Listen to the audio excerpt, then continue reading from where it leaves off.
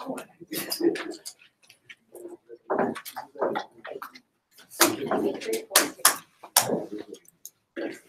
want 3, 4, 2, or you want 3, 4? That's 1. 2. That's 1. 2. No. T double O. T double O. T W O? T double O. I know what you're talking about. I'm just all right. So first things first, does anyone need a copy of 3.4 or 3.5? Study? What do you need? Today is 3.5. Does anyone else need a copy of 3.5a? That's what we're doing today, 3.5a. Everyone's silence leads me to believe you don't need a copy of 3.5a. All right. There is no 3.5b, oddly enough. The program has 3.5b, but we're not doing it in this class. Okay, so what is the chain rule for derivatives? So let's review some concepts, because today we're learning a new integral rule. So you cannot review this too much. You cannot review too much and put it in your brain to remind yourself how all these things work. So for instance, if you want to take the derivative of x to the n, that's n x to the n minus 1. Whereas if you want to take the integral of x to the n, then that's x to the n plus 1 over n plus 1. All right, so that's your power rule, derivative and integral. If you want to take the derivative of e to the x, that's just e to the x. And if you want to take the integral of e to the x, that's also just e to the x. If you want to take the derivative of e to the nx, then that's n times e to the x. You multiply by n. Whereas if you want to take the integral of e to the nx, then that's 1 over n e to the nx. So as much as possible, I hope you have these formulas memorized in your brain kind of side by side, so you remember, okay, power rule, you multiply and subtract. Integral, you add 1 and divide by what you get. Derivative of e to the x and integral of e to the x are the same thing. Derivative of e to the nx, you multiply by n. Integral of e to the nx, you divide by n. Okay, so far so good. We also have natural log. So the derivative of natural log is 1 over x. And the opposite of that would be the integral of 1 over x is the natural log. So these are all facts that we've learned so far. Furthermore, we also have an integral for the natural log of x rule, which was x natural log x minus x. Okay, so are those all the simple rules that we know? I think those are all the simple rules that we know. Last class, we did learn one more thing, which was called u substitution. And actually, I've gone really far afield from the first question. The first question was, what's the chain rule for derivatives? So if I wanted to do the chain rule, so the derivative of f of g of x, then what would that be? How does the chain rule, how is it said again? You take the derivative of the outside, leaving the inside alone, so that'd be f prime of g of x, and then you multiply by the derivative of the inside. So there we go, that's the chain rule for the derivative. So that's the chain rule for derivatives. You do the derivative of the outside, leaving the inside alone, then you multiply by the derivative of the inside. And so then the next question is, what is u substitution for integrals? And u substitution for integrals is doing the chain rule in reverse. So when you do an integral using u substitution, you're essentially doing this chain rule property backwards. And I'm going to show some examples of that. So at a glance, how can you recognize when you can use u substitution? So everybody, take a look at these problems. These are 3 problems that we did last time using u substitution. So let's just remind ourselves real quick. In this one, what do we always let u equal? The inside function. Whatever you see that's the insidemost function, that's what you let u equal. So at a glance, I look at this and I say, well, the innermost thing is the 9 plus x to the 4th. So my u is 9 plus x to the 4th. And then I take the derivative of that, and I get du. The derivative of 9 is nothing. The derivative of x to the 4th is 4x cubed. And then I write it dx. And then I move the 4 over. Regardless, well, here, okay, I'll move the 4 over. 1/4 du equals x cubed dx. Here's what I want us all to notice. If you're presented with an integral and you're wondering, can I use u substitution? You need to be able to identify a function and its own derivative. So I want you to notice here. In this problem, the insidemost function that you see is 9 plus x to the fourth. And what's the derivative of 9 plus x to the fourth? 4x cubed. In other words, x cubed. So the derivative of this has an x cubed in it, and sure enough, there's the x cubed. So the question is, when can you use substitution? You can use substitution if you can identify the inside function and its own derivative as part of the integral. So you'll notice this problem, there's the insidemost function, 9 plus x to the fourth. If I take the derivative of that, that's 4x cubed, x cubed being the important part. And sure enough, there's an x cubed here. So if you see a function and its own derivative within the same integral, that's your tip-off that you can use substitution. Likewise, look at this one. What's the inside function? X to the 6 minus 7. What's the derivative of that? 6x to the fifth. X to the fifth being the function part. And sure enough, there's the x to the fifth. So what I have here is a function, the inside function, the derivative of which is 6x to the fifth. There's the x to the fifth. So that's what tells me I can use substitution, because a function and its own derivative is within the problem. Same thing here. Look, we have this inside function of x to the fifth. The derivative of x to the fifth is 5x to the fourth. X to the fourth being the key part. There's an x to the fourth part right there. So that's how I can quickly, at a glance, know that all three of these problems use substitution. Because I can identify the insidemost function, take the derivative of that in my head, that's 5x to the fourth. The key part is x to the fourth, and there's the x to the fourth. And therefore, I can do substitution. Here's an example, folks. What if I gave you the problem, the integral of the square root of 5 minus x to the 7th times x to the 6th? Would substitution work in this case? Yes. Why? Because the derivative of x to the power 7 is x to the power 6. Yeah, the derivative is going to be 7x to the 6th. 7 is just a constant. So the derivative of x to the 7th is an x to the 6th function, and there it is. So yes, I could use substitution to solve this problem. What if I gave you the problem, the integral of the square root of 10 minus x cubed times x cubed? Could I use substitution to solve this? No. Substitution is not going to work to solve this, because the derivative of 10 minus x cubed is 3x squared being the key part, and that's an x cubed, not an x squared. So substitution will not work. Okay, so how does that? Now that you've seen how to do substitution, is this helpful to be able to see at a glance when you can use substitution and when you can't? I hope that this is helpful. So when we then look at substitution, substitution, you can identify it if, when you look at the integral that you're doing, you should be able to see some component as well as its own derivative. Does that make sense what I just wrote here? You should be able to see a function and its own derivative within the same integral. Just like here, we saw this function x to the fourth. X cubed is its own derivative, and therefore we can use substitution. All right, well, taking a look at all this, I wish I had written these on the same line. Hold on. Chain rule and substitution go together. So substitution, visually at a glance, so long as you can see a function and its own derivative within the same integral being multiplied, then that's really just the chain rule in reverse. Okay, folks, that's a lot. If you look at that on the board and you're like, whoa, that's a lot. It is a lot. There's a lot of different formulas we have for doing integrals and derivatives. And in any given situation, let's just say that I put any integral up on the board.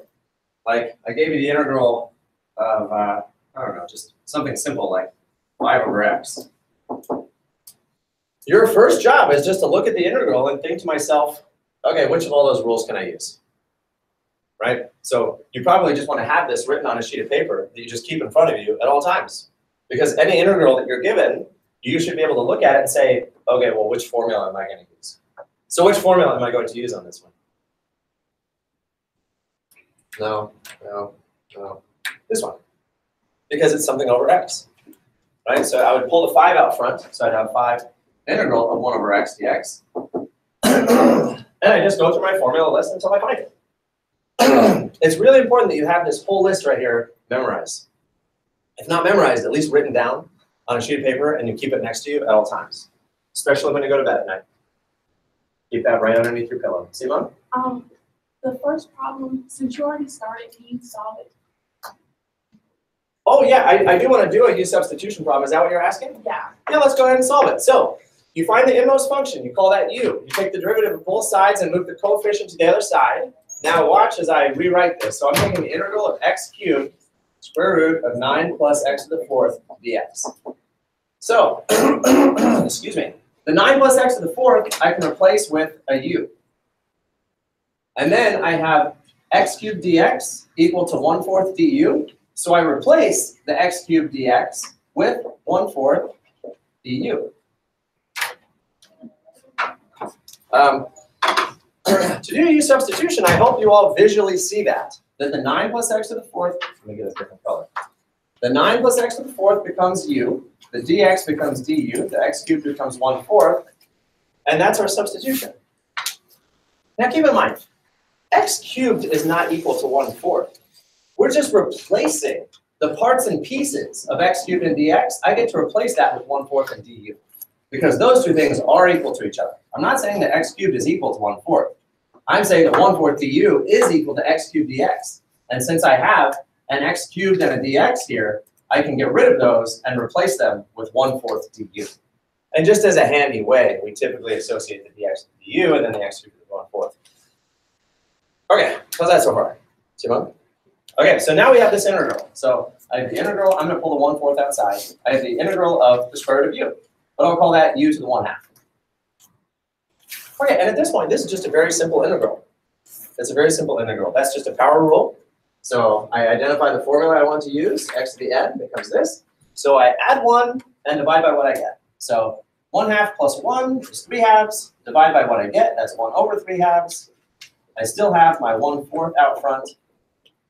And so now that gives me 1/4 times 1 divided by 3/2 is 2/3 times u, the 3/2.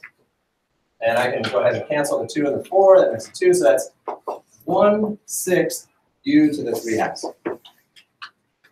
Okay, how's that going? Yeah, now at this point, we're done with the integral. We're done simplifying. So now I go back with u. U was 9 plus x to the 4th. So my final answer is 1/6. And then that's 9 plus x to the 4th to the power of 3/2. Now I'm done, so I'll write plus c.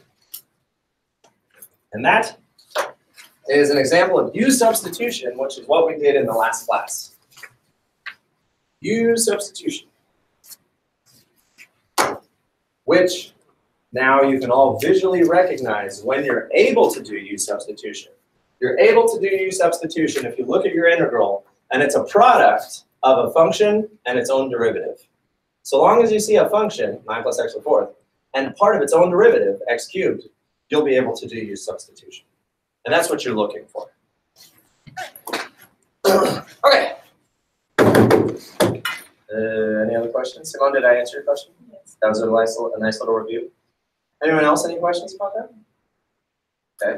Well, today's excitement. Today is November 14th. We're doing 3.5a. There is no 3.5b. It's in the system, but we're not going to cover it. Last time, I did the joke, how many surrealists does it take to screw in a light bulb? Okay, so today, I have a knock-knock joke. Everyone has to reply. Knock, knock. Who's there? To. To Actually, it's to whom? who? Oh, wait, is that the joke? Yeah, that's the end of the joke. Yeah, that's the end of the joke. Yeah, that's more of an English joke. All right. Well, folks, here we go. Section 3.5.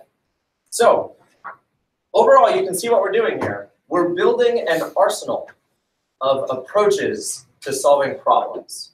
We have lots of derivative formulas. We have lots of integral formulas. And we're asking ourselves, how do we take the integral of something that doesn't look like one of these? Okay, so an integral, we can do an integral of a power function. We can do an integral of e to the x. We can do an integral of e to the nx. We can do an integral of 1 over x. We can do an integral of natural log. And we can do the integral of a formula where you can see the function times its own derivative. We can do all of that. But what if, I'll just take a glance at the very first problem. This does not fit any of those rules. So if you take a look here, I have 5z e to the z. And if I said, oh, maybe use u substitution. Well, my inside function is z. And if I take the derivative of z, it's just 1. And I have a component here that's a lot more complicated than 1. So u substitution will not work in this case because my inside function is z, the derivative of z is 1, and I'm left with a lot more machinery here than just the number 1. So u substitution won't work. So that's just one example. I'm just going to glance through real quick. Here's another example. 2t squared natural log t. You might say, okay, what's the inside function? Well, the inside function could be t, because that's inside the natural log, but the derivative of t is just 1. And what I have out here is a lot more complicated than just 1. So again, u substitution will not work on this. This, we're going to actually derive the natural log formula. What else? I'm just trying to show you right now that these integrals, you can't use u substitution. Take a look at this next one, number 5. My inside function is a great example. My inside function is z to the 19th. The derivative of z to the 19th is 19z to the 18th. And do I have a z to the 18th anywhere else? I don't. So again, u substitution does not apply. How about here? What's my inside function? Maybe the denominator, 3x plus 5? The derivative of 3x plus 5 is just 3. And what I have left over is a lot more complicated than just 3. So again, u substitution does not apply. I'm basically walking you through today's assignment saying u substitution does not apply. That I'm presenting us with a whole bunch of integrals today that you cannot use u substitution on. And therefore, we need some other approach in order to successfully take these integrals. Okay, so is that fair so far? That so far, we only have so many tools at our disposal to take integrals. And all the problems on our practice packet today, you cannot use any of these rules that we have so far. So we need a new tool. And today's tool is not called u substitution. Today's tool is called integration by parts.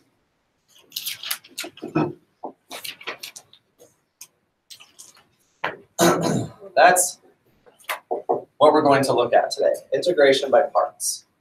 Yesterday's method was u substitution, today's integration by parts. So it's a whole new technique. It will look a little bit like u substitution, but it's a whole new and different technique. So, recall the product rule. Everybody, let's first just recall the product rule. How does the product rule work? I'm going to write it down over here. Product rule. How do you take the derivative of a function f times a function g? How does it work? I'd like to say, when you take the derivative, you end up with something times something plus something times something. That's the structure of the product rule. What was it actually? Derivative of x times g of x plus derivative of x times x. Yeah, exactly right. Think about that. So that was our product rule. So derivative of the first times the second plus derivative of the second times the first. That's our product rule. Now, honestly, you probably should all write this down because we're about to derive the formula. So if you want to, on section 3.5a, I mean, you could go ahead and do it right here up at the top, and we might still have enough room to finish the problem over here. Or if you want to flip all the way to the back where the answer key is, you've got a big, long chunk of area right here at the bottom where you can write this down. So, or you can just put it on a sheet of lined paper. But wherever you want to put it, I want everyone to write down what I'm about to do up here. So first of all, just remind yourself what the product rule is. That's the product rule.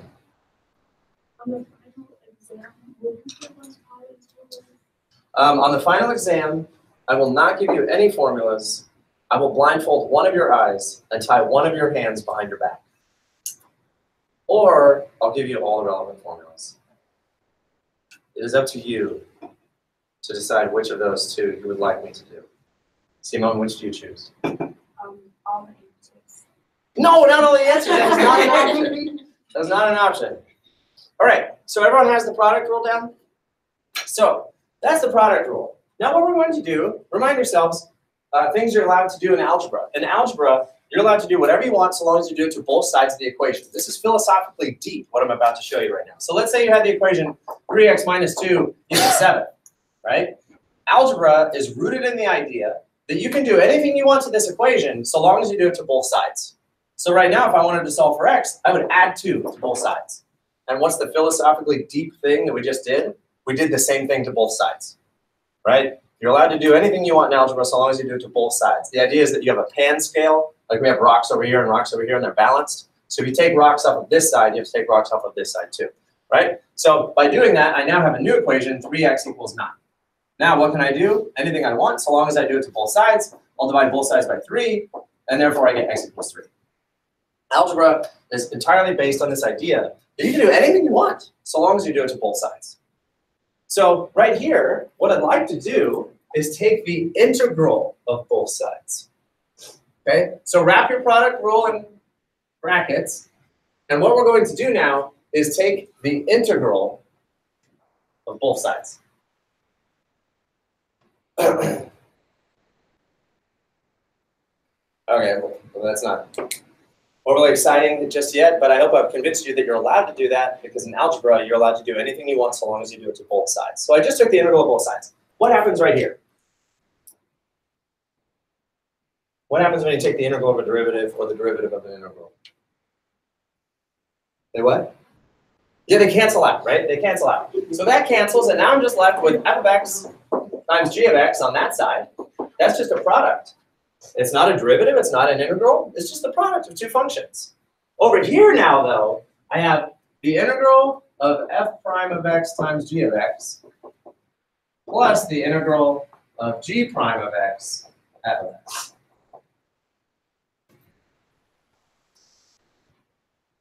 Okay, and then you might say, well, okay, does that really help? It helps, because now what we're going to do is move one of these integrals to the other side. So I'm going to go ahead and subtract integral of g prime of x f of x over to the other side. Because once again, what are you allowed to do in algebra? Anything, so long as you do it to both sides. So I'm going to subtract that integral over to the other side.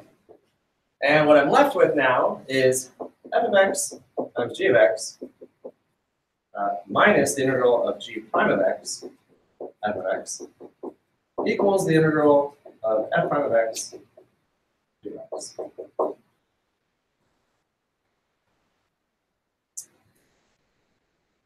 Now, at this point, folks, in a lot of math classes, when you're first learning something, you see all that and you think, what are we even looking at? What's happening?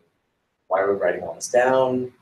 So far, this doesn't help me do anything. But we're almost done with the derivation. Now let's just go ahead and switch both sides. I'm going to switch both sides. I'm going to put the integral of f prime of x g of x equals f of x g of x minus integral of g prime of x f of x.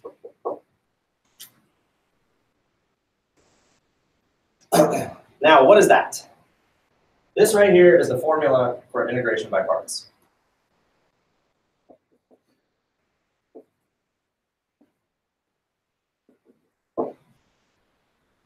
And the idea here is somebody walks up to you and they give you an integral right here.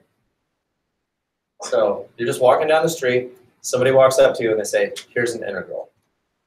And you're like, I'm not touching it. Don't give it to me. No, someone walks up to you and they give you this integral. And they give you this integral, and this integral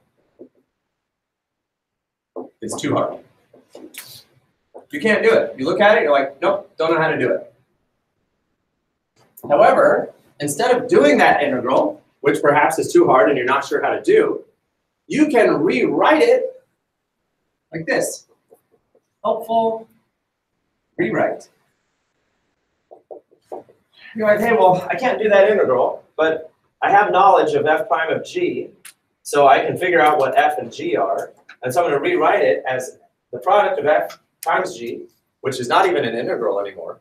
So that's just a function. And I'm going to subtract this integral. And this integral is easier.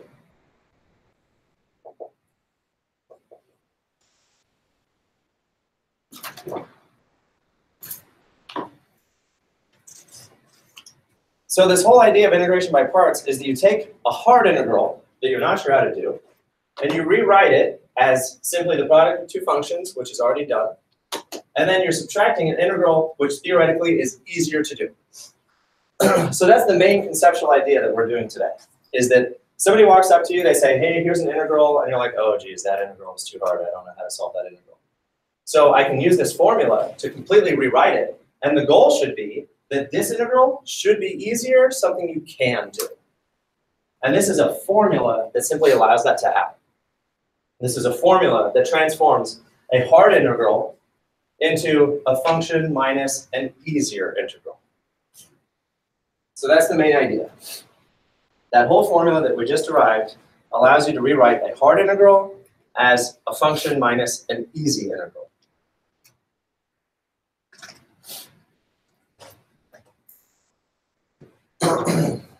Now, most textbooks don't write out integration by parts in that way because it's so long and you got f of x and g of x and all that. Instead, we write it out like this. You can see here, they simply use the letters u and v. So we're going to say, let u be our first function and v is our second function, and therefore the derivative of u is du, and the derivative of v is dv. There we go. Then we write out integration by parts like this. So we have the first function u times the derivative of the second function equals the first function times the second function minus the integral of the second function times the derivative of the first function. Whoa, now that's a mouthful. So this is the formula that I actually want us to write down. So now maybe if you wrote all that down on the back of your packet, let's go to the front of the packet. And let's write down our formula for integration by parts, which is u dv equals uv minus the integral of v du, where u and v are simply two functions.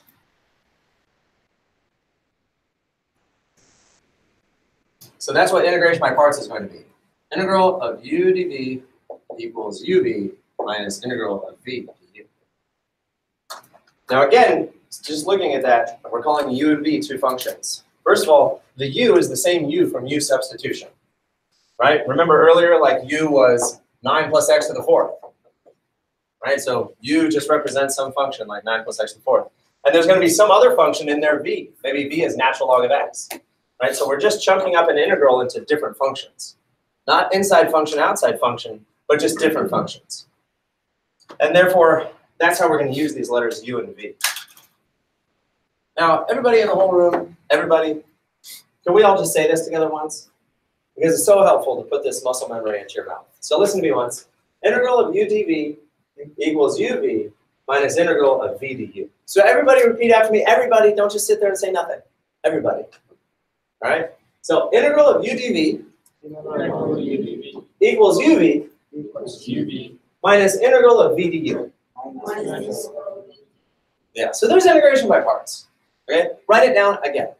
Wherever you wrote it down, write it again. Integral of u dv. That's alphabetical order, by the way. u dv. tuv. wxyz. uv.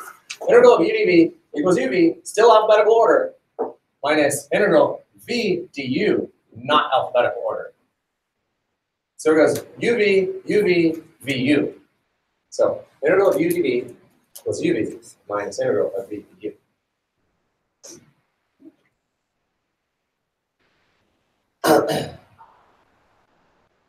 Okay, now I realize at this point we haven't even done it yet. We haven't even done integration by parts, but we're about to, and now you can see what the formula is, where it came from. Where did integration by parts come from? It's just a product rule. So let's keep that in mind. Up here, we were saying that the chain rule leads to u substitution. So the product rule leads to integration by parts. So the product rule, f of x times g of x. Oh, and by the way, watch me. I'll do this in u and v. The derivative of u times v would be the derivative of the first times the second plus derivative of the second times the first. And instead of u prime, gosh, we've never really used that notation before, but the integral of, the derivative of u would be du v plus dv u. So there's the product rule, And integration by parts comes from the product rule. So I hope you can see here from this list that every derivative formula has a corresponding integral formula, right? So derivative formula, integral formula, they go together. The chain rule goes with U substitution. Product rule goes with integration by parts. Is it really critical that you know that? I think it's helpful to know that. So that it's not just a list of unrelated formulas. They all go together. Okay. Well, folks, all there is to do now is to actually try it. So let's try it. We're going to do number 1 together as a group. And I ask that you write it down just like I wrote it down. Okay? First of all, we have this formula up here, the integral of 5z e to z dz, and it says equals plus z. That's just a formula saying, okay, what does it equal? And whatever it does equal, there's a plus c at the end. So just scribble out the plus c. Furthermore, that 5, what could we do with the 5? We could just bring the 5 up front, couldn't we? And deal with it later. We could. And in fact, I think that'd probably be a pretty good thing to do, is to just take the 5 out and leave it somewhere else. So let's do that. We've got 5 integral z times e to the z. So just keep in mind, whatever we get, we just put a 5 back in front of it when we're done. The 5 is a coefficient. Coefficients go along for the ride. So let's look at z and e to the z. According to our formula for u substitution, that the integral of u dv is equal to uv minus the integral of v du, we need to choose one part to be u and one part to be dv. So either this part would be u and this part would be dv, or vice versa. One of those gets to be u and one of them gets to be dv. In the beginning, I think the textbook does a nice job of simply putting them in the right order. So this we're going to call u, and this we're going to call dv. A little later on, we're going to see that we have to be, they're not always going to put it in the order that we expect it to be for the formula, that we might actually have to figure out which one of them is u and which one of them is dv. Now, that's just looking at the problem. Everyone come over here to the far right, and we're going to create a little integration by parts box. So integration by parts box, where we have u, du, v, du. We need to solve for all of those. That's the first thing we're going to do. We need to know what u and du is, and we need to know what v and dv is. Keep in mind that part of this we already are familiar with u substitution. Recall, just look at this problem of u substitution real quick. We had x cubed square root of 9 plus x to the 4th. What was the first thing we did? We said let u equal 9 plus x to the 4th. And then we found du by saying that it was 4x cubed dx. So there we were right there solving for u and du. And same thing right now, we're going to find u and du. But we're also going to find v and dv. All right, so this is very similar to an activity we've already done. So let's write down what we do know. U, we're calling z. And dv, actually is the whole rest of it, we're calling e to the z dz. The dz has to go with one of them, and it goes with the second. So that's what we know so far. We know u and we know dv.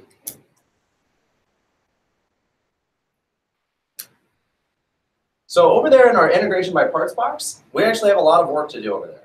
This is not just scratch work that you can choose to show or not. This is incredibly critical in everything that we're doing. So if you haven't drawn this yet, draw it. This is not optional. This is actually part of the solution. Okay, so to go from u to du, what operation are we doing? We go from a function to du, from u to du. What are we doing? The derivative or the integral? Derivative. So we're taking on this side, we're taking the derivative, whereas over here, we're going from dv to v. So what are we doing? If you already know dv and you want to go back to v, you know the derivative and you want to go back to the original function, what are you doing now? The integral. So we have two problems to do right off the bat. We have to take the derivative of this function and we have to take the integral of this function. So what's the derivative of a variable? Like if I had just told you f of x equals x, and I want the derivative, what's the derivative of just x? 1, right? It's just the coefficient on x was a 1, so the derivative is just 1. So the derivative of z is just 1 dz. Because when you take the derivative of a letter, you write dz. Or when you take the derivative of u, you write du. And when you take the derivative of z, you write dz. So that's the derivative. Okay, now we need to do an integral. So what's the integral of e to the z dz? What's the integral of e to the z dz? Just e to the z. So that's just e to the z.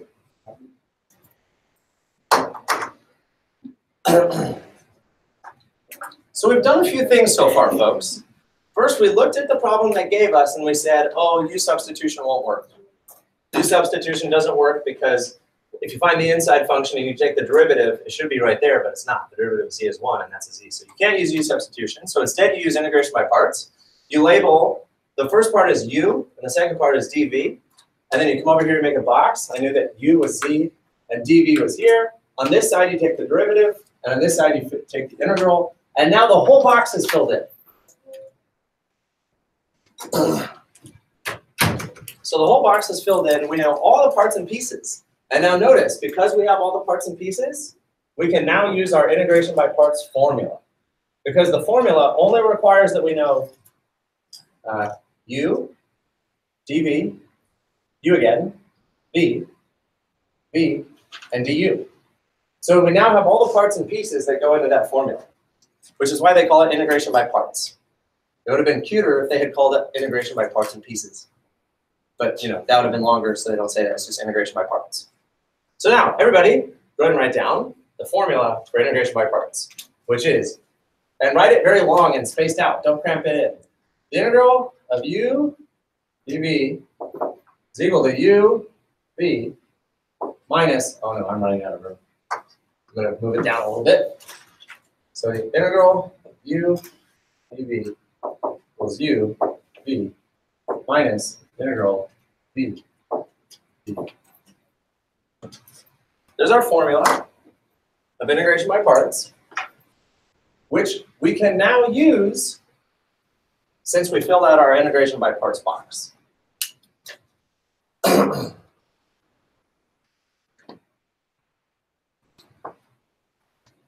have that down? I don't want to get ahead of anybody. At this point, we're just going to plug in everything. We're just going to substitute. We're just substituting in everything we know from the parts box. So let's go ahead and start plugging it all in. The integral that we're taking is u, which is z, dv, which is e to the z dv. I'm sorry, dz. Okay, is that correct? Is that the integral that we wanted to take? Other than the fact that there's a 5 out front, but the 5 we're just going to worry about later. So yeah, that is in fact the integral we want to take. And as I said before, somebody walked up to you on the street and they said, hey, here's the integral. And you said, oh, this integral is really hard. I can't do this integral. So I'm going to rewrite this integral with this formula.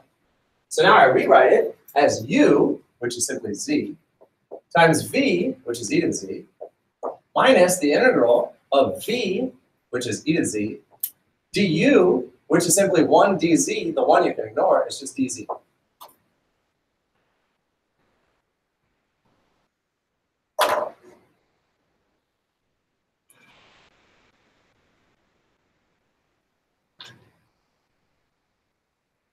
That part was just straightforward substitution. We just put in all the pieces that we had written down from the integration by parts box. Now, folks, do you all agree? Okay, so looking here, this integral was hard. Okay, z times e to the z. We did not before today know how to take that integral. We don't have a formula for it anywhere over here, and you cannot use u substitution. Because the integral of a variable is just 1, but that's a z, which is more complicated than just a 1, so you can't even do u substitution. So that's hard.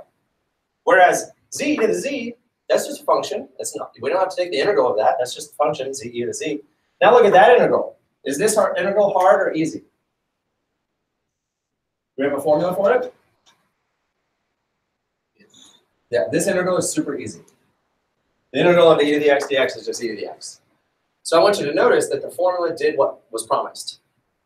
this formula of integration by parts took a hard integral and transformed it into a function minus an easy integral. That is the heart of integration by parts, transforming a hard integral into an easy integral. So now what do we have? This is simply z e to the z minus e to the z plus c. And we're done. That's it.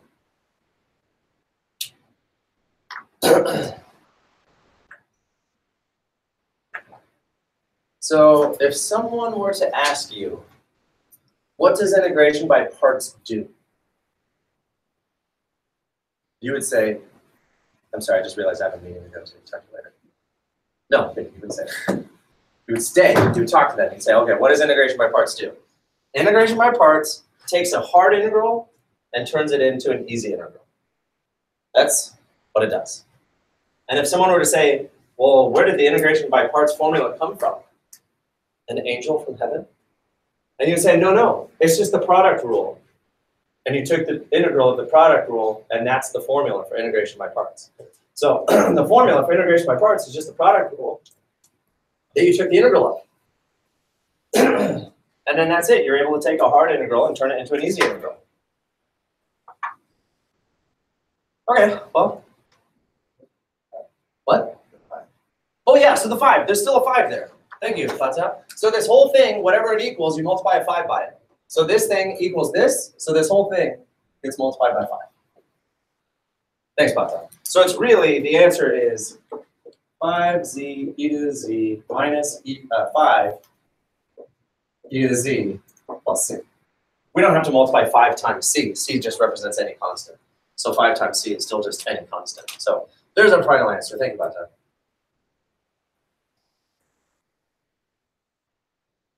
Now, folks, at this point, you might be asking the question, is it correct? Right? That's a good question to always ask when you finish a math problem. Is it correct? So how do we check to see if that's correct? We just did an integral, so how do we check to see if that's correct? You take the derivative of this and see if you get back the original problem. So I'm just going to take the derivative real quick. I have to do the product rule here.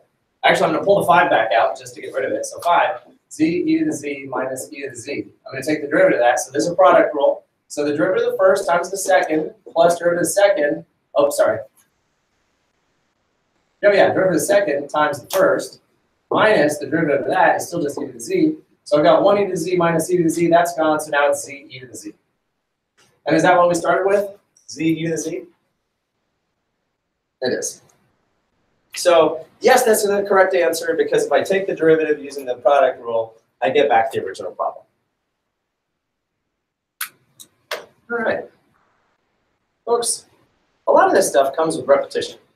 So we just did integration by parts the first time. And so that might have felt very unfamiliar, maybe a little uncomfortable. But now let's do it a second time and a third time. And then you'll start to see the pattern and the routine of it all. So I'm going to leave that on the board so we can still see it. Then let's walk our way through the same steps again. Simone. So z times e to the z, z. No, the hard part. Yeah. Is it hard because you don't have a rule for it? Yes. Okay. Yeah. So we can do it. Now we can. Okay. Using integration by parts, now we can. Right, very good question, Simone. The only reason I called it hard is because none of our previous formulas would do it. Yeah, it's not technically hard, you just do integration by parts. But there was no previous formula that allowed us to do it. So we need something new, a new technique, which is called integration by parts. So thanks, Simone, that's a good point. Instead of hard, I could write, don't have a formula yet. No formula yet. Right, there was no formula yet to show us how to do that one. So we used integration by parts to rewrite it as an integral that we do have a formula for.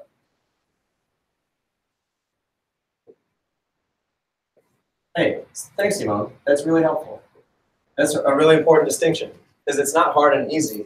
Nothing is hard if you know how to do it. You just do it. What we're really saying is that this integral we didn't have a formula for, so we used the formula of integration by parts to rewrite that integral as another integral that we do have the formula for. Thanks, Simone. That's great.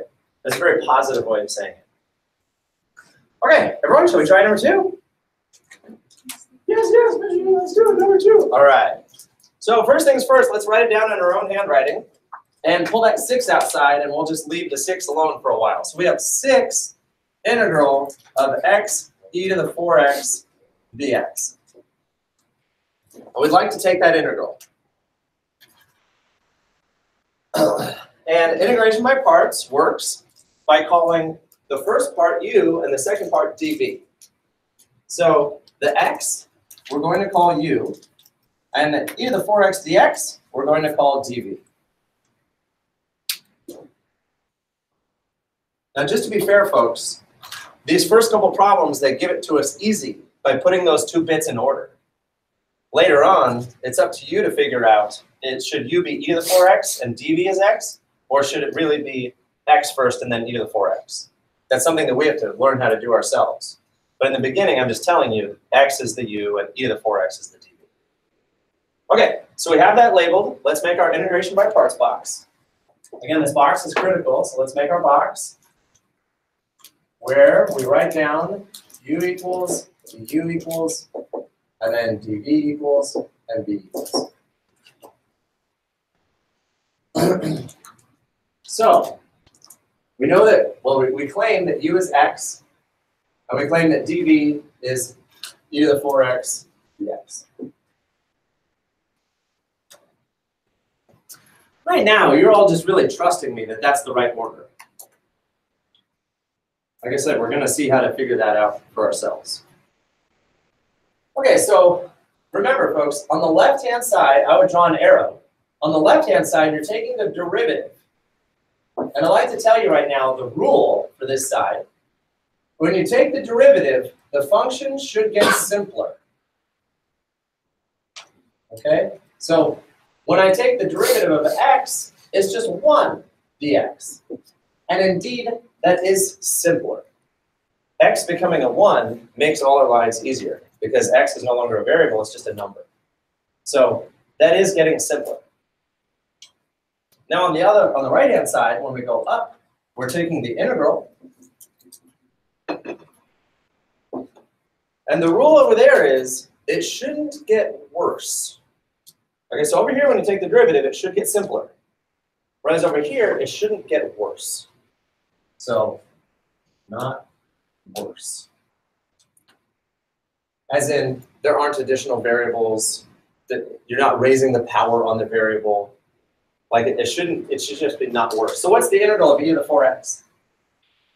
What's the integral of e to the 4x? E to the 4x would become 1/4 e to the 4x. Okay, now I claim that's not worse. Right? It's still just e to the 4x. There's a constant out front, but we all know that constants don't do much. Constants just come along for the ride. So certainly by taking that integral, it didn't get worse. Okay, so that's everything now that we need to know about our integration by parts box. That on the left-hand side, we take the derivative, and we should watch the function getting easier. On the right-hand side, we take the integral, and the function should get not worse. Okay, so there we did it. Now let's go ahead and write down integration by parts formula.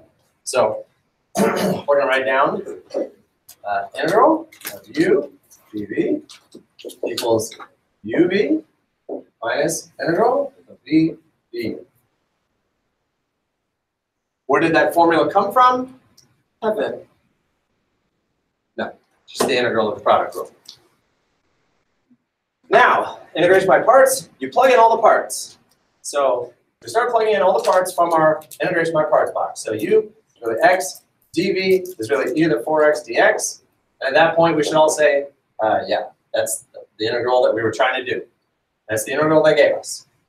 So that's a hard integral. I only say hard because it's just, there's no formula that we already had.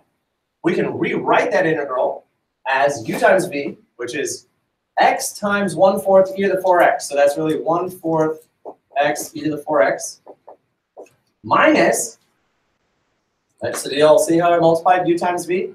U is x, v is 1/4 e to the 4x. So I just put the 1/4 out in front of x times e to the 4x. Minus the integral of v, which is 1/4 e to the 4x. Oops. 1/4. 4x du, which is really just 1 dx, so that's just dx.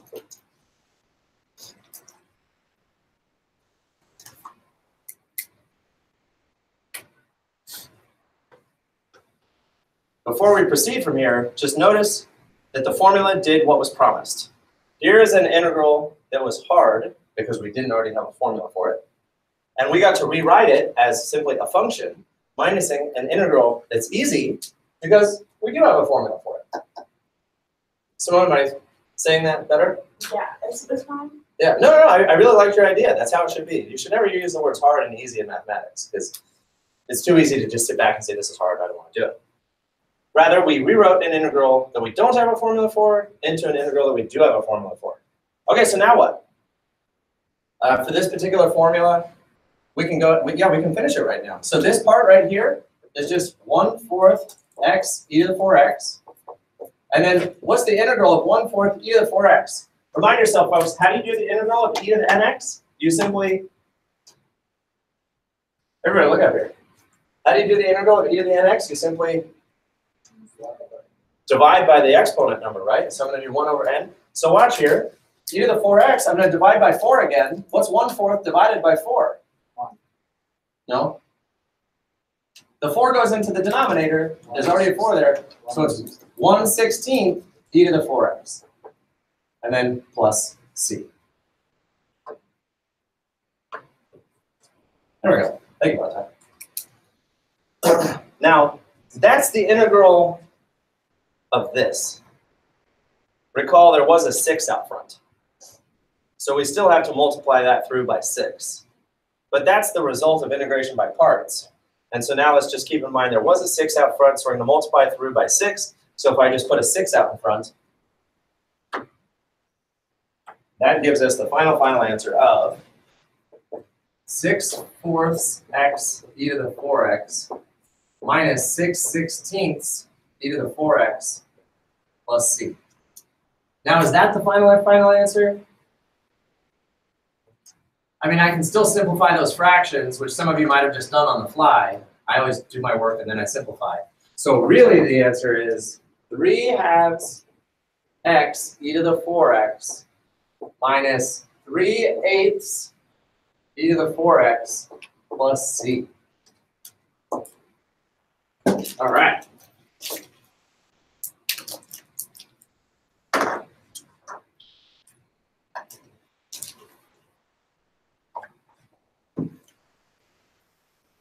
So we've done 2. We have now seen how to take an integral that we cannot apply any known formula to and rewrite it using the integration by parts formula so that the integral that we don't know how to solve becomes an integral we do know how to solve. And that's it. That's integration by parts. Do you like my use of the word? That's it. That's it. That's integration by parts, and that's what we'll continue practicing for the next hour. But let's go ahead and take a break. It's 11:54. Let's be back at 12:04.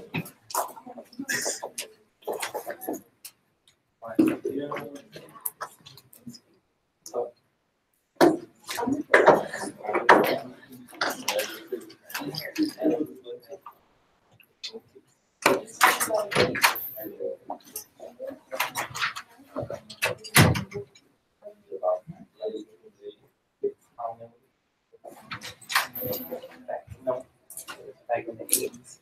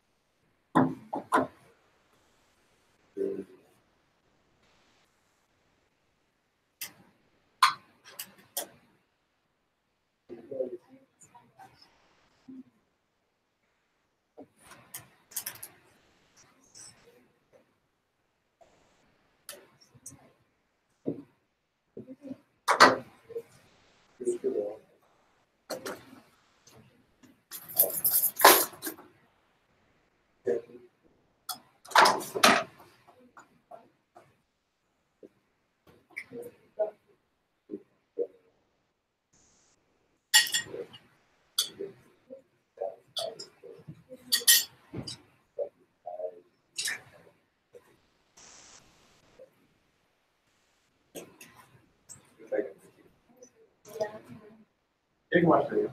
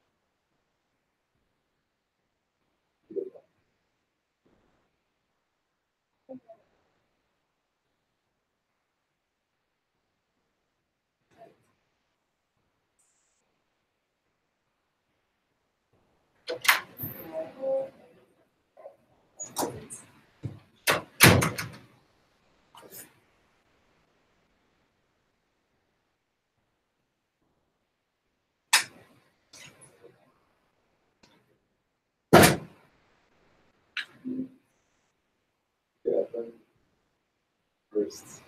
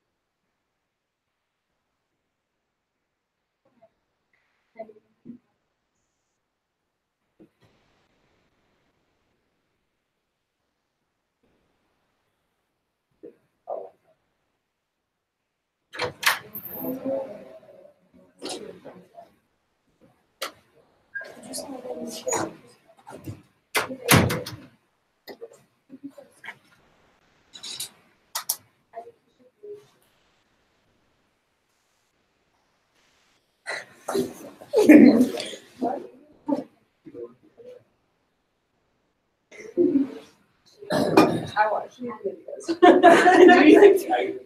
I know.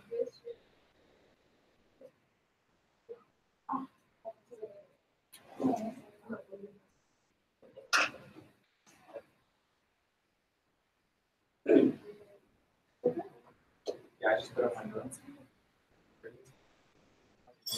Oh, yeah.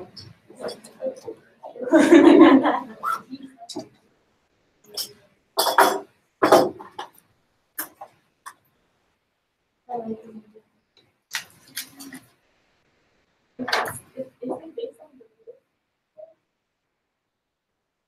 not.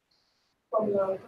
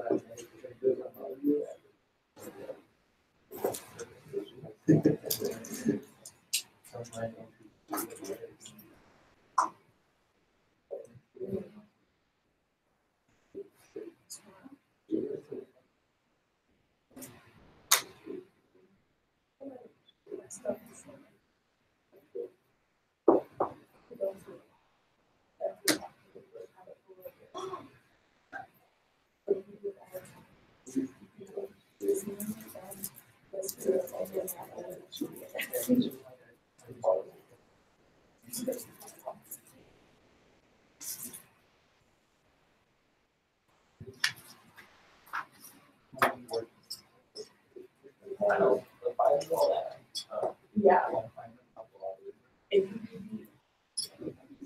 I will be. So.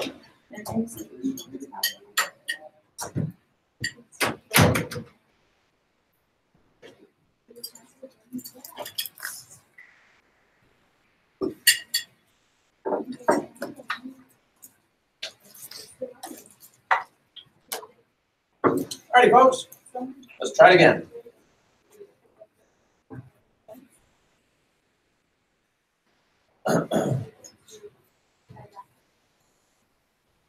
All right. Well, let's see. I need Allison. Oh, there's Allison. All right. Everybody, let's go ahead and tackle the next one. Now, number 3. You might look at number 3 and say, Mr. G, we already have a formula for that one. Right? The formula for the natural log is just x natural log minus x. And we already have a formula for that one, but that's only because I introduced it to you earlier without proof. So now I'd like to look at the integral of natural log and see if we can actually solve it from scratch using integration by parts. So we're looking at this, and we're saying, all right, we want to take the integral of natural log. Let's see. And what we need to do is just pretend that we didn't already have a formula for it. Let's say no one had ever told us the formula before. So what would it be? Well, we need to somehow translate it into a u and a v. So we have our integration by parts box. We have u, du, and v, and dv. And the thing is, we only have one function there. So, just natural log MC. So our only other choice then is to forcibly put a number 1 right there. And we can call that the other function.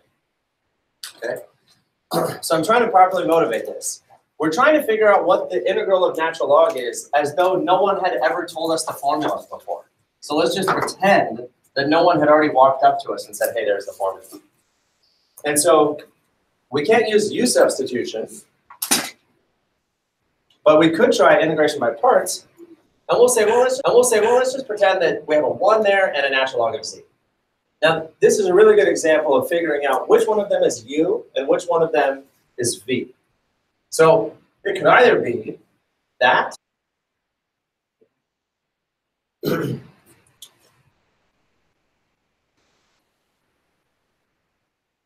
well, what's the derivative of 1?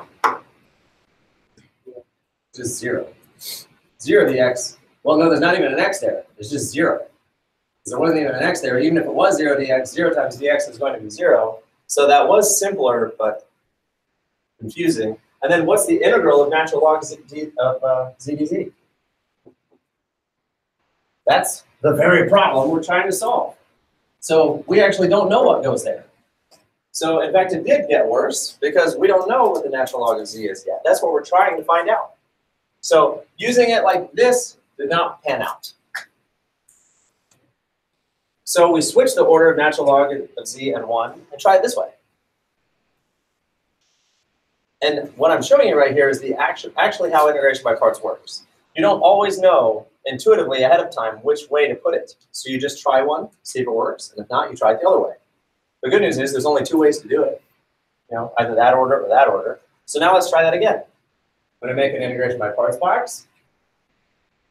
I'm going to say u, du, and dv, v. So now I'm saying that u is natural log of z.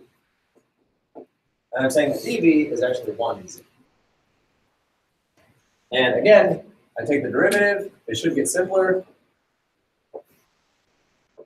And I'm going to take the integral this way. And it should be not worse.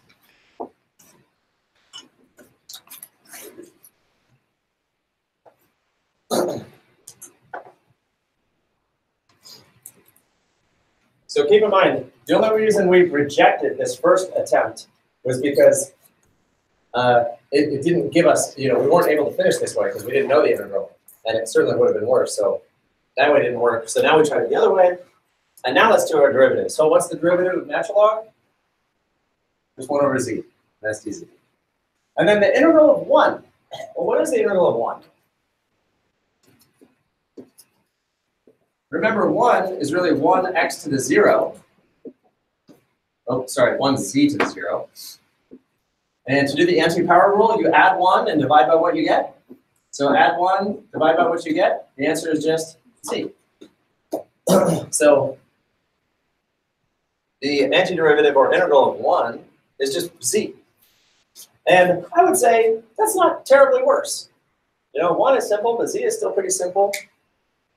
This looks like it could work as far as things go.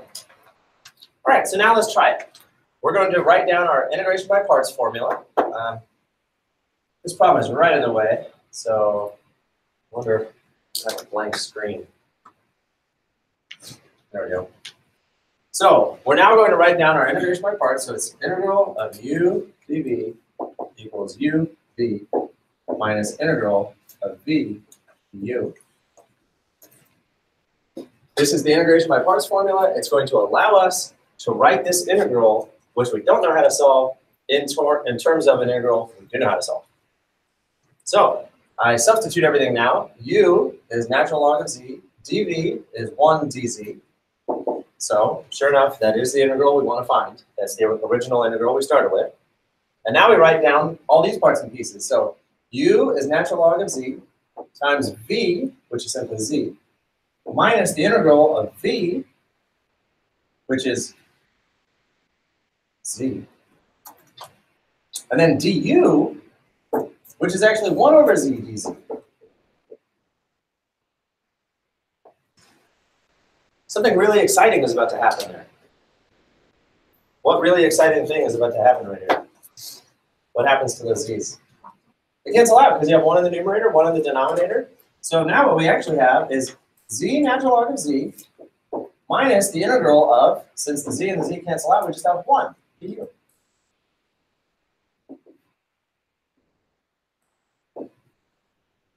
Sorry, not du. That's 1 over z dz. There we go.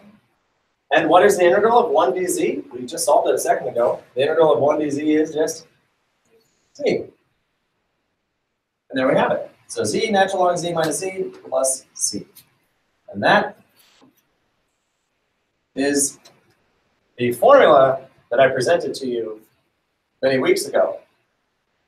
But now you see where that formula came from. The integral of natural log is x natural log x minus x. And that's what we just derived all by ourselves, using integration by parts. So what before I presented to you on faith, now you see how to actually take the integral of natural log by using integration by parts. Which, whether you think so or not, is really cool. That you're able to do this integral and figure it out.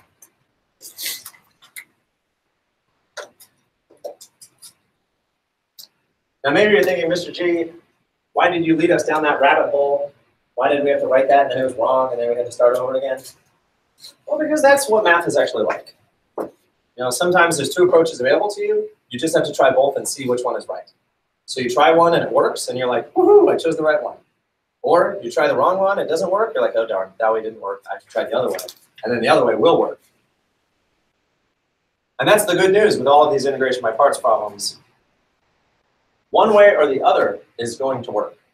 So if you try one and it doesn't work, you just have to try the other way, and then you can feel pretty good that it will work. Cheryl? Did you have a question? Okay. All right, folks, let's try another one. We're going to try number 4. Now, number 4, I just wrote all over that part of the screen. I want to leave that there. So I'm going to come over here to do number 4. And folks, we've done 3 problems now. I said after 3 problems, hopefully you're feeling better about the ritual, the process of how this is going to work. So hopefully this problem really brings a lot of clarity to you. So we're trying to do the integral of 2t squared natural log t dt. And just for the time being, folks, let's disregard the fact that we're doing a definite integral with the 1 and the e. We can just do that at the end. Right now, let's just try to take the integral. So take a look at it. 2t squared natural log t dt. First of all, do we have a formula for that? Definitely not. Because we have a formula for t squared. You know, if it was just 2t squared, we could do the anti-power rule. And if it was just natural log, we could do the rule we just came up with. But this is the product of 2t squared times natural log t. So there is no prior formula that we have to do it. But integration by parts will work, because this is one part, and that's another part. So we have a product of 2 different parts. And so that gives us the tip-off that, hey, we should be able to do we should be able to do integration by parts. You might say, well, why not use substitution? Well, again, to do use substitution, you have to choose something, and then its derivative should be in the problem. And if I say this is u, then du would be 1 over t dt, but 1 over t is not in the problem anywhere. So use substitution wouldn't work that way. And if I said let u be 2t squared, then if I take the derivative of that, I'll get 4t dt, but 4t is not in the problem anywhere. So I hope I just demonstrated to you that use substitution won't work. We don't have a formula for it. Use substitution won't work. So the only option available to us is integration by parts. So which part should we call what? The natural impulse is just to call this u and this dv. The natural impulse is just go ahead and take it as they gave it to you. Assume that the first part is u and the second part is dv. And then you make your integration by parts box. And you fill everything in. You say, okay, u, du, v, dv. This side you're taking the derivative, and you hope that it gets simpler. This side, you take the integral, and you hope it gets not worse.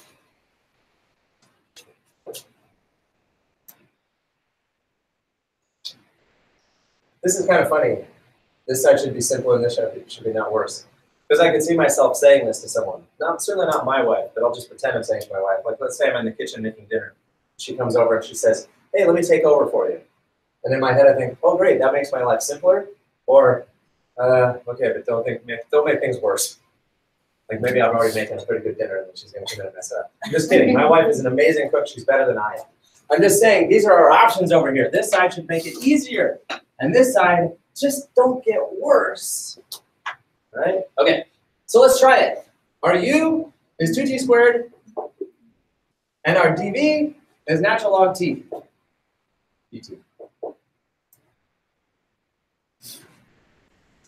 Okay, so now let's take a look. We would need to fill in our box. So what's the derivative of 2t squared? 4t dt. Now, I have to admit, that was similar. Right, that was nice. Now what about the other side? What's the integral of natural log? It's what we just learned. It's t natural log t minus t. Right? I mean, that's the formula we just proved, and it's the formula we learned from the other day. Is that worse?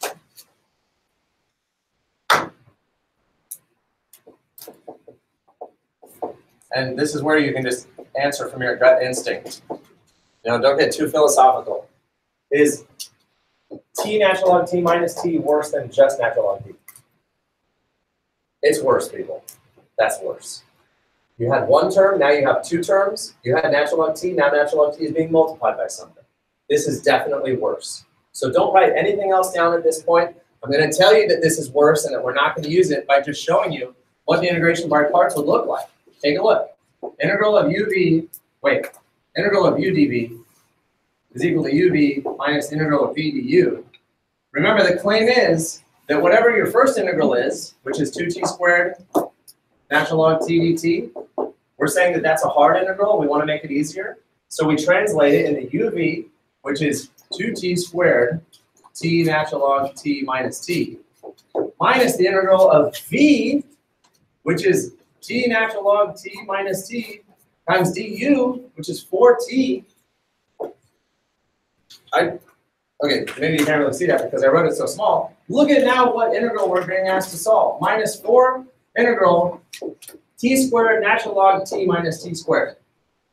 Is that better or worse than the one we started with? Worse. It's worse. It's absolutely worse because look, we started with t squared natural log t, and now I still have t squared natural log t minus t squared. So I'm still left with the same offending integral, but there's even more terms to it. So this was definitely worse. So what does that tell us? That that's not the order in which to put u and dv. So all of that was a false start, and instead, we're going to do the integral, and we're now going to switch of natural log t times 2t squared dt. In which case now, this is u, and this is dv.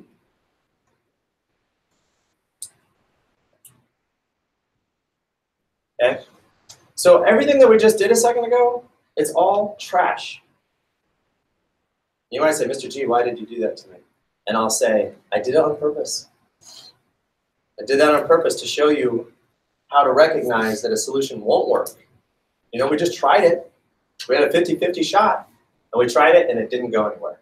So now, instead of writing 2t squared natural log t, we're going to write natural log t 2t squared. And we're going to start all over again. Okay? Everyone excited? Everyone ready to go? Everyone pumped? I'm going to erase all this now because I'm running out of boardroom. So now let's try that again. I draw my integration by parts box. And I look again. I say, okay, u, du, dv, v. Now let's try that again. U is natural log t. And dv is 2t squared dv. So now that's the u and the dv that we're trying. Again, this side we take the derivative. It should be simpler. And in fact, the derivative of natural log is 1 over t. I would say that's simpler because there's no natural logarithm anymore. It's just a variable. So that is simpler. Whereas over here, we're going to do the integral, and we hope that it's not worse. And not worse is a relative thing. What we really mean is that it's not massively worse. And if I take the integral of 2t squared, remember you add 1 and divide by what you get 2/3 t cubed. And I would say that's not massively worse. It's still just a polynomial. It's still just a variable with one exponent. I mean, these two things are more or less the same. It's just a variable to a power. So it's not worse. You're still just looking at a monomial. Okay, so now we write down our formula for integration by parts, which is u dv equals u v minus integral v du. Remember, why do we even write this down? Because it's allowing us to transform an integral that we don't know how to solve into an integral that we could solve using basic formulas. So let's replace all these parts and pieces. I'm taking the integral of natural log t, 2t squared dt, which is indeed the formula they wanted us to solve. The only difference is that we wrote it down as natural log t, 2t squared, instead of 2t squared natural log t. We simply reversed the order of the natural log t and the 2t squared. So now what is that going to equal? Well, u is natural log t, v is 2/3 t cubed. And that's just a function. We just get to write that down for free. That's already part of the answer. And now we're going to take the integral of v, which is 2/3 t cubed, times du. And what's du? 1/t dt. Which is exciting. Why is that exciting? Why is it exciting that we have a t cubed and then a 1/t? What's going to happen? What's going to happen? What's going to happen, folks? One of those t's cancels out. Right? We've got a t times t times t and then divided by a t. So now that's really just the integral. I'm going to pull my, no, I'll just leave the 2/3 there. I've got 2/3 t squared dt. Because I canceled one t with one of the t's.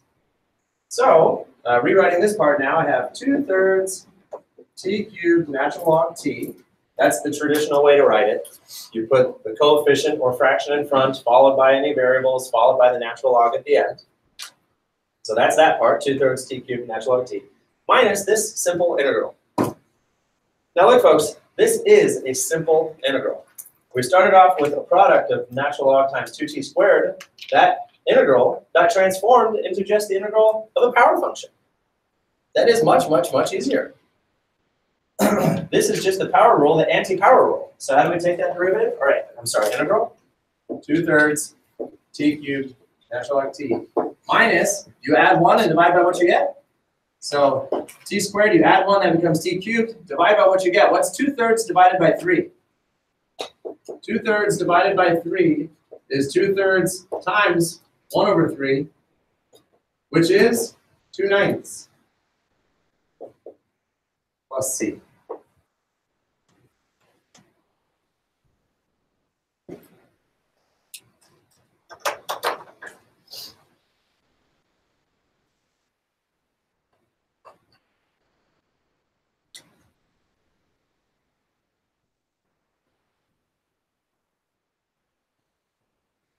Yep.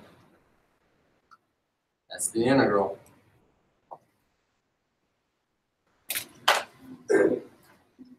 Sometimes, folks, I stand back from looking at a problem that we just solved and I think, I wonder what you're all thinking and feeling. Because, like, you could be in the audience right now like, you know, Mr. G, I've got real problems. We have to pay rent. We have to, you know, find resources. We just had elections. There's a whole world out there. Like, these are my concerns. But solving that problem, it might seem so utterly arbitrary. Like, do you ever sit back and ask yourself what on earth you're learning? Like, what is all this about? When am I, the old question, when am I ever going to do this in my life? Well, folks, you know, we all confront that all the time. And so many things that we learn and do, things we do in the job, same things we do in class.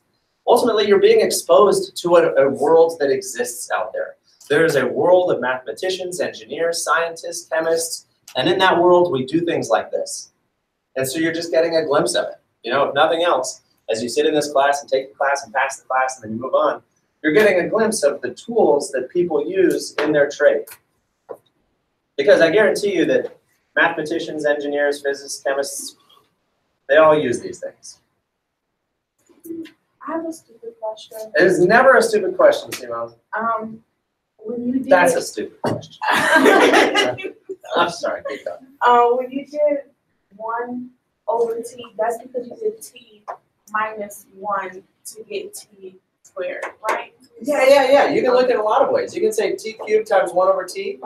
That's really t cubed over 1 times 1 over t, which is really t times t over 1 times 1 over t. And so one of those t's cancel out.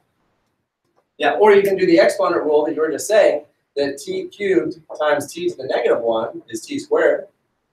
Yep. Yeah, any way you want to think about it, Simone. All right.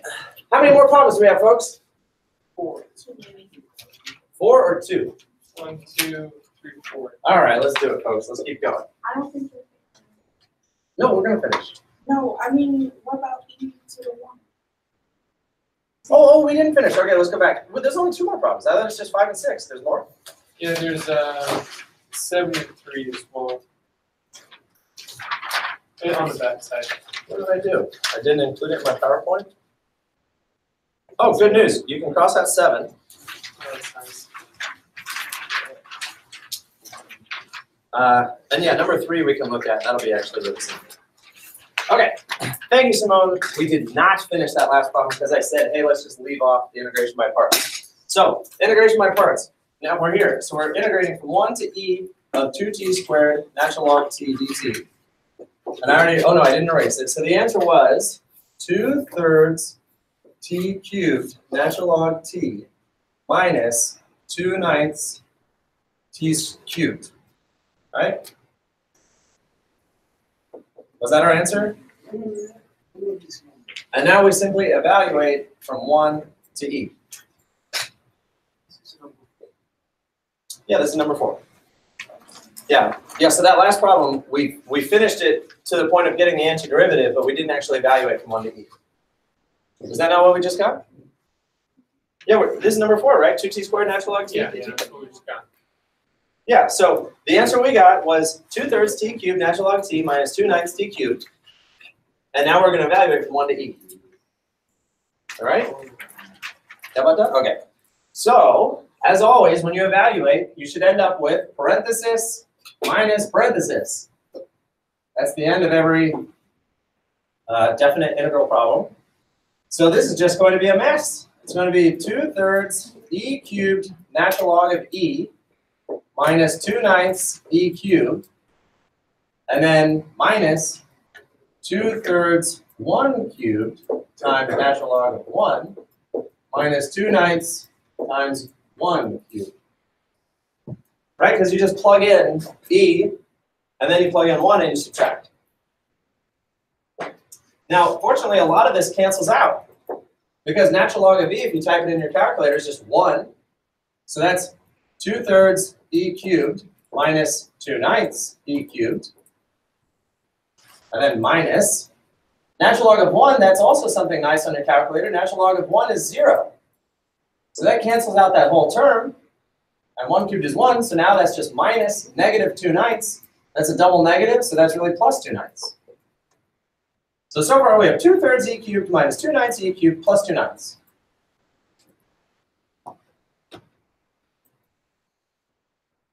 This cancels further, because if you have 2/3 of e cubed minus 2/9 of e cubed, these are like terms. They're both e cubes. So what's 2/3 minus 2/9? 2/3 minus 2/9, finding a common denominator, multiplying top and bottom by 3, that's 6/9 minus 2/9, which is really 4/9. So our final answer is 4/9 e cubed plus 2/9.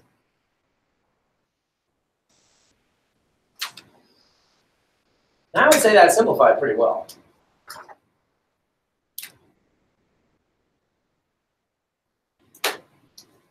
And of course, what do we all want to do right now? No. We all want to check to see if we got the answer right. Aren't you all curious? I mean, a definite integral we can solve. That was very funny, Simone. One of the funniest things I've heard today. So then 2x squared natural log x dx. And the answer is 9.149. So that's what Desmos gives me. So now let's look at our answer. Boy, I'm really on the edge of my seat right now because you know how many mistakes we could have made? Only a billion. And now we're about to type this in. And the answer is 9.149. 9.149. Did we get the answer right? We did.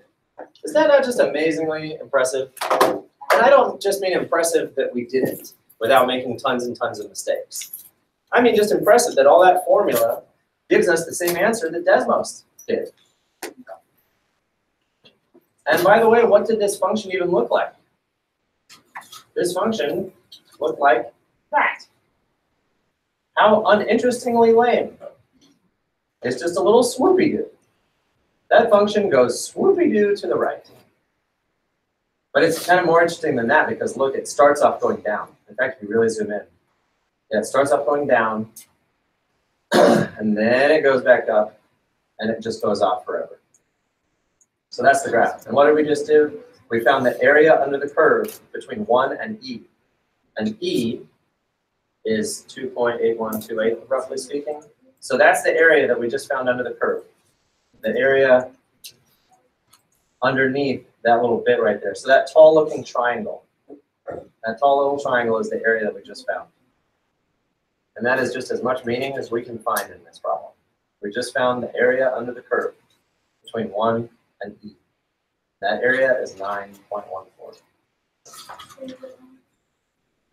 Thank you, Simone, for reminding us to go back and actually integrate that by the definite integral. Now, number 5. We're really building steam here, folks. We really know how to solve problems with integration by parts now.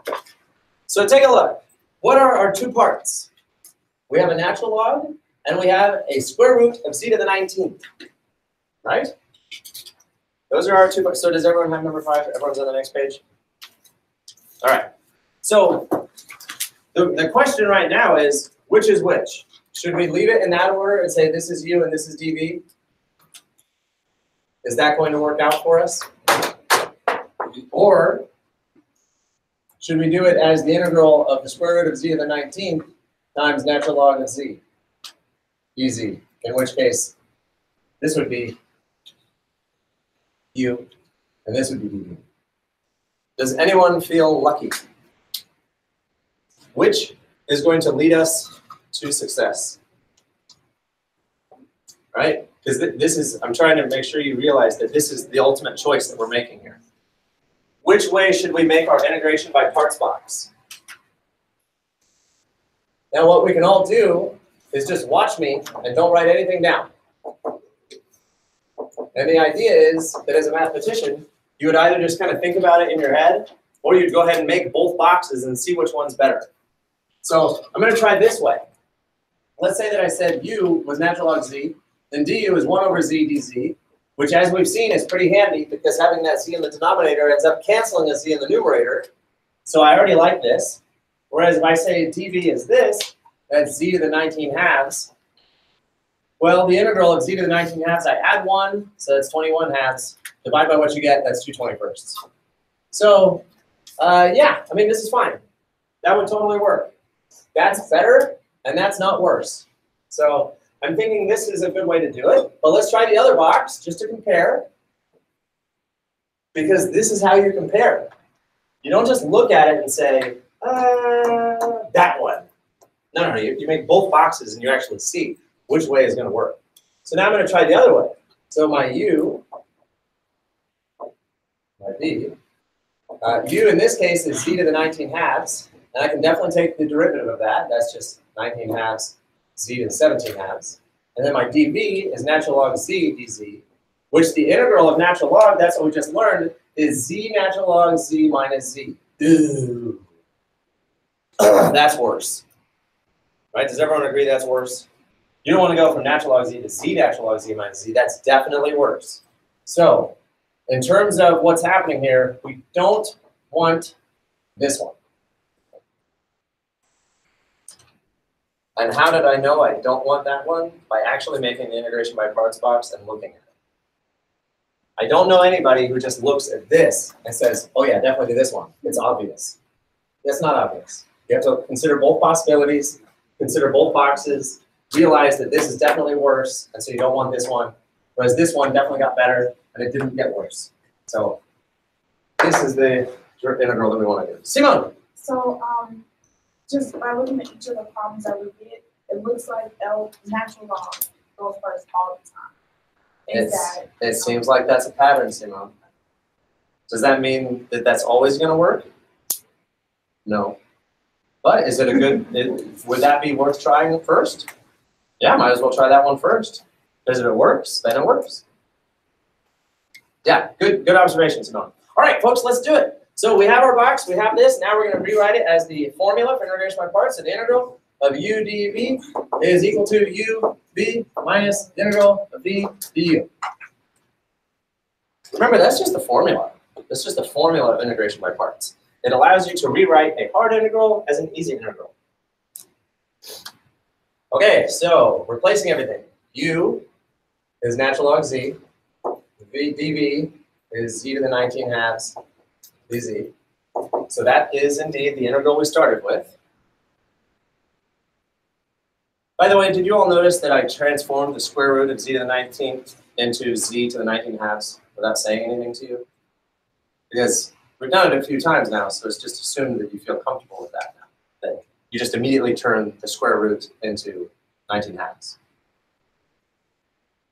Okay, so now what's this going to be? U, which is natural log of z, times v, which is 2/21 z to the 21 halves, minus the integral of v, which is 2/21 z to the 21 halves, times du, which is 1 over z dz.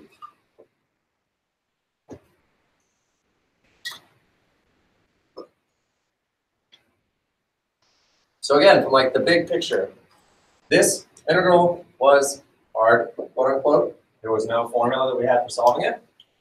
We used integration by parts to transform it into this one, which is just 2/21 z to the 21 halves natural log of z. So that's all just a function. We're done with that part. That part is just done. There's no integration symbol in front of it. There's no derivative formula in front of it. It's just done. Minusing this integral, where that's the integral of 2/21. And again, that z in the denominator gets to cancel out one z in the numerator. Now, how do you really do that? That's z to the 21 halves times 1 over z. So z to the 21 halves times 1 over z. How do you get to the answer? Could you rewrite it as z to the 21 halves times z to the -1? Does that work? And then the rule is that when you multiply the same base, you add the exponents. So what's 21 halves minus 1? 1 is really 2 halves, right? So 21 halves minus 2 halves, which is 19 halves. So is that it? So it's z to the 19 halves. Easy.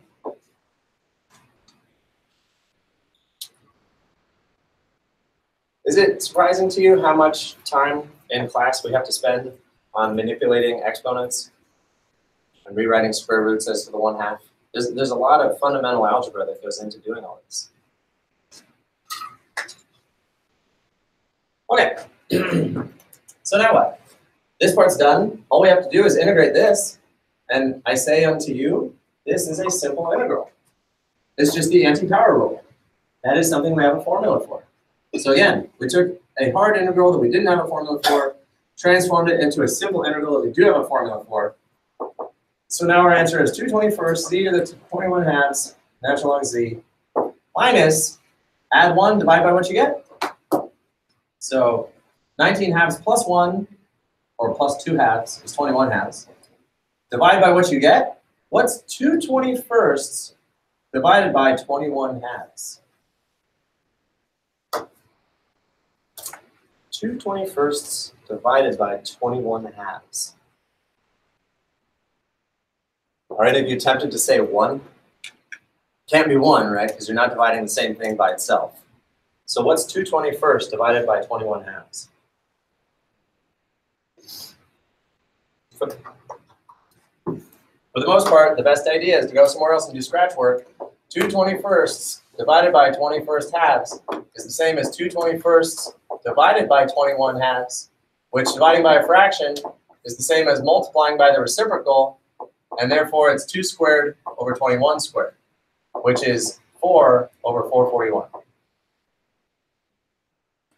So our final answer, after all sorts of little scratch work, is 2/21 z to the 21 halves times natural log of z minus 4 4/41 z to the 21 halves.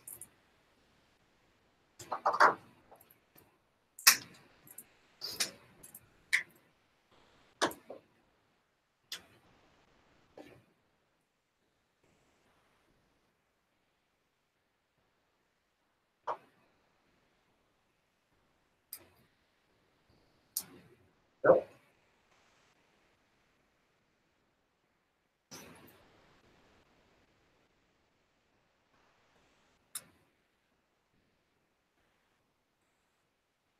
Plus c.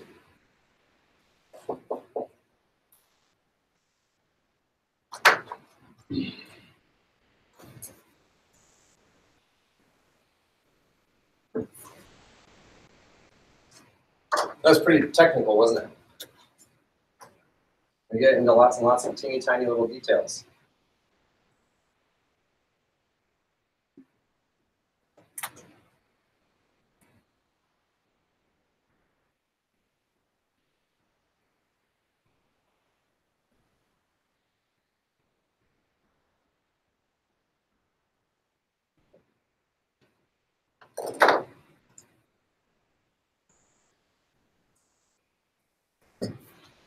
Folks, roll in luck. You can cross out number 6. Just occurred to me that's not an integration by parts problem. That's a different. That's part of 2.5t, which we're not doing. So where does that leave us? There was just one more problem. Yes. Number 3. What is number 3? Natural log of 5z plus 3. Wait, natural log of 5z plus 3 is z? Is that it? Yeah. Okay. Well, great time, because we have 5 minutes. Wait, do we really have 5 minutes left? Yeah, we do. Okay, so we want to take the integral of natural log 5z plus 3z. I saved this problem for last because it's so cool. And you know that if I say it's so cool, what does that really mean? Technically challenging, but not a lot of work. So everybody, are you ready? I mean, this is going to pin your ears back. You know that phrase, pin your ears back? Have you ever heard that phrase, pin your ears back? What does that phrase come from? Anyone know? Like, because the blast of the force, like an explosion going off in front of you, would pull back all your hair and pin your ears back by your head because you're so impressed by it. Right? So this problem is going to pin your ears back. I didn't make up that phrase, people. It's a real phrase, but I think it's from, from a couple generations ago. All right, so folks, here we go. This whole unit was about integration by parts. However, I see u substitution first and foremost because we have an inside function. So let's start by doing u substitution. U is equal to 5z plus 3. Okay, we got to put back on our u substitution caps. How does u substitution work? You say the innermost function, and then you take the derivative. So du, the derivative of 5z is just 5 dz. Move the 5 over. That gives us 1/5 du equals dz. So we have u substitution. Now, let's replace everything. That, therefore, is the integral of natural log. 5z plus 3 is really u. And then dz is really 1/5 du. So I'm replacing dz with du and a 1/5 out front. Right? This is u substitution. That 1/5, let's go ahead and bring the 1/5 out front. So that's 1/5, the integral of natural log u du. And at this point, you look at the integral of natural log u du and you say, hey, we have a formula for that. Technically, we only have a formula for this because of integration by parts. Technically, we got that formula, natural log x dx, by doing integration by parts. But now that we know this formula, we don't have to do integration by parts all over again. We can just use the formula. So now this becomes 1/5 times u natural log u minus u, right? Technically, it's just a formula that we all get to use now for the rest of our lives because we memorized it. But technically, earlier today, we did derive that formula by doing integration by parts. And so now we're done. We've done the integral. We're done. Now we just have to plug back in what u was. So u is 5z plus 3. So the answer is 1/5 times 5z plus 3 times natural log of 5z plus 3 minus 5z plus 3.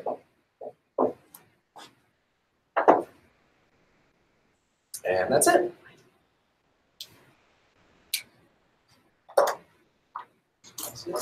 That's it.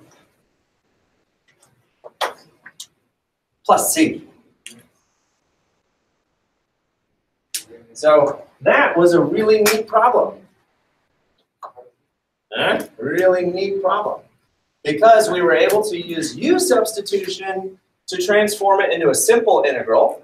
And then that simple integral technically was solved by substitution or integration by parts, but we're just allowed to use the formula now. And then back replacing the u back into 5z plus 3, we're done. And if nothing else, people, I hope you look at that and say, wow, that is just massively, massively sophisticated.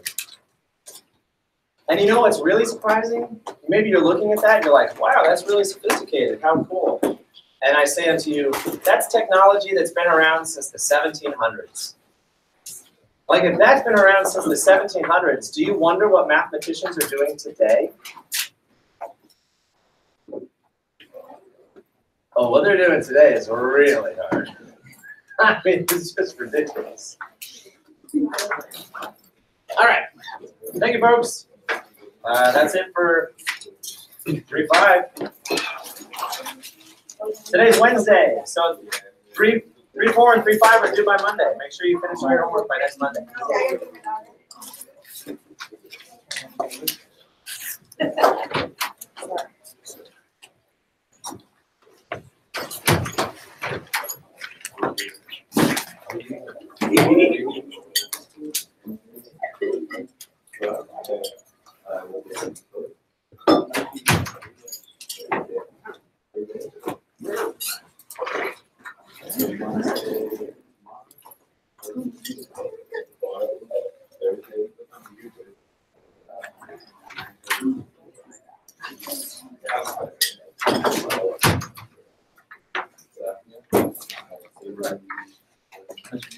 Yes, sir.